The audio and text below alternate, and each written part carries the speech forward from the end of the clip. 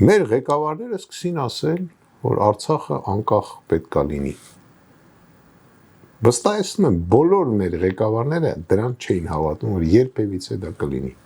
Եվ ոչ մեկ չէր հավատում։ Ոչ մեկ չէր թողա այդ տարածքում Հայաստան ունենալ երկու պետություն։ Բացառվում էր դա։ Եվ ինչ ասեմ, երևի թե ոչ թե անգրագետ պետք է լինես, որ դա չհասկանաս,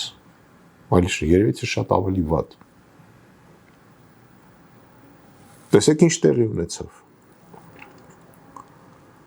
Մարդիկ, որոնք իրոք մտածում էին Արցախի մասին, մեկ էլ չգիտես ինչի, հոկտեմբերի 27-ին տեղի ունեցավ մի դեպք, որը բոլորս ցավով հիշում ենք, ու հետաքրքիրը նա է, որ այդ օրերին ազգային անվտանգության համար պատասխանատու անձը ոչ թե չպատժվեց, այլ հակառակը, առժամանակ հետո նույնիսկ ստացավ պաշտոնի բարձրացում։